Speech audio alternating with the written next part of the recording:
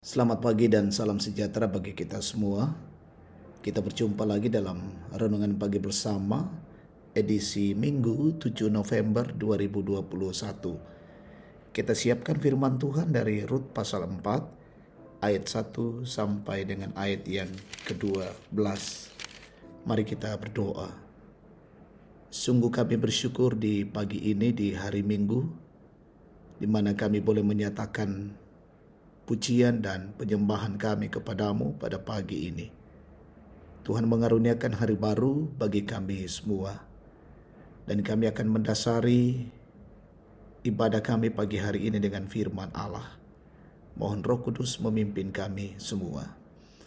Berfirmanlah ya Allah, kami siap mendengarkan sabdamu dalam Kristus kami berdoa. Amin. Rut pasal 4 ayat 1 sampai 12. Rut menjadi istri Boas.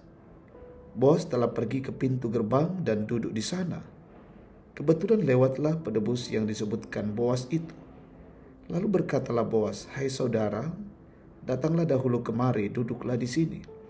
Maka datanglah ia lalu duduk. Kemudian dipilihnyalah 10 orang dari para tua-tua kota itu dan berkata, "Duduklah kamu di sini." Maka duduklah mereka, lalu berkatalah ia kepada penebus itu, "Tanah milik kepunyaan saudara kita Elimelek hendak dijual oleh Naomi yang telah pulang dari daerah Moab.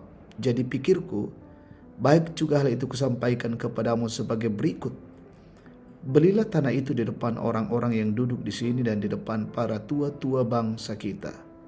Jika engkau mau menebusnya, tebuslah. Tetapi jika engkau tidak mau menebusnya, beritahukanlah kepadaku supaya aku tahu, sebab tidak ada orang yang dapat menebusnya kecuali engkau, dan sesudah engkau, aku."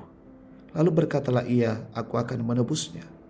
Tetapi kata Boas, "Pada waktu engkau membeli tanah itu dari tangan Naomi, engkau memperoleh Rut juga, perempuan Moab, istri orang yang telah mati itu, untuk menegakkan nama orang itu di atas milik pusakanya." Lalu berkatalah penebus itu, "Jika demikian aku ini tidak dapat menebusnya, sebab aku akan merusakkan milik pusakaku sendiri. Aku mengharap engkau menebus apa yang seharusnya aku tebus, sebab aku tidak dapat menebusnya. Beginilah kebiasaan dahulu di Israel dalam hal menebus dan menukar. Setiap kali orang hendak menguatkan sesuatu perkara, maka yang seorang menanggalkan kasutnya sebelah dan memberikannya kepada yang lain. Demikianlah caranya orang mensahkan perkara di Israel." Lalu penebus itu berkata kepada Boas, "Engkau saja yang membelinya." Dan ditanggalkannya lah kasutnya.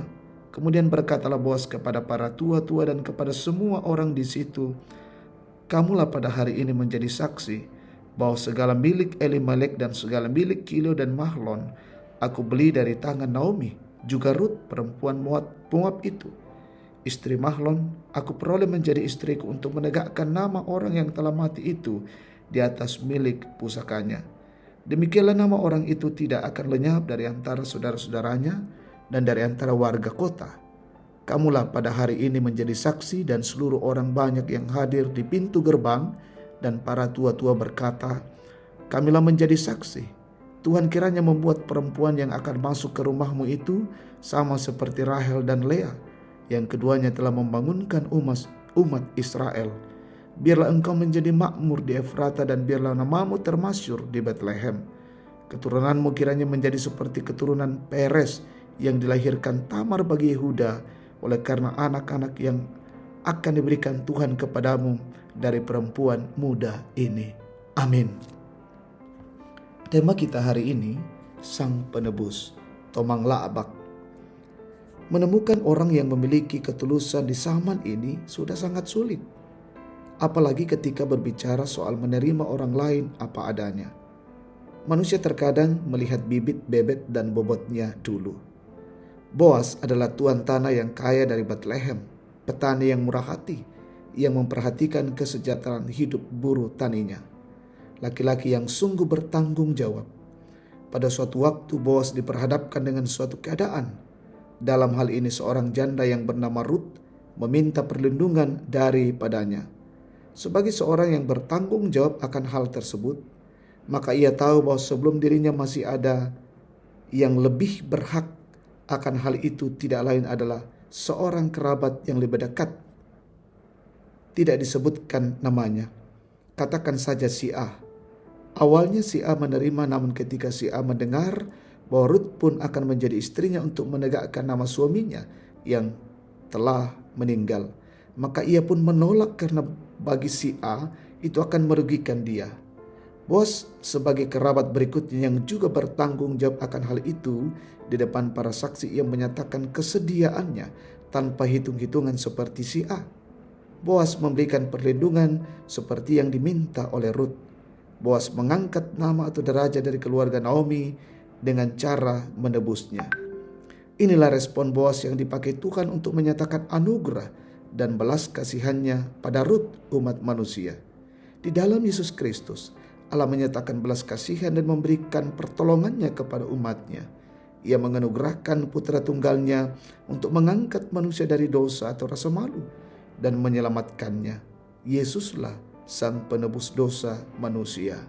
Amin. Kita bersyukur, kita berdoa.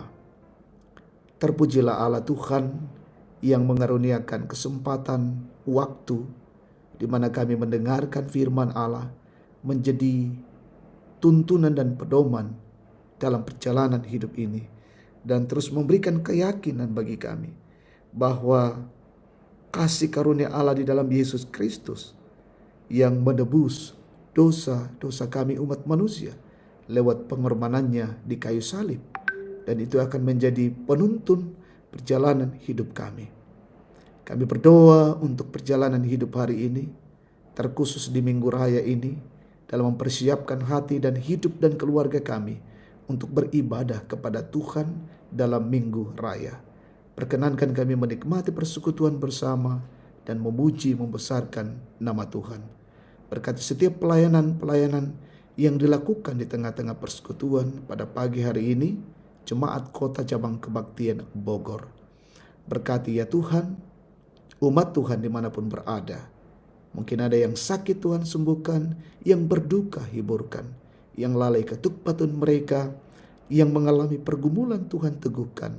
Bahkan orang-orang tua kami menikmati hari tua, berkati tetap sehat, bahkan yang berulang tahun diberikan sukacita dan selalu memuji membesarkan nama Tuhan. Berkatilah pemerintah bangsa dan negara kami, pemimpin kami, terus berkarya di negeri ini. Inilah doa dan syukur kami pagi hari ini. Kami sampaikan padamu di dalam nama Yesus, Tuhan dan Juru Selamat. Amin. Demikianlah renungan pagi bersama. Selamat hari Minggu dan Tuhan Yesus memberkati kita semua.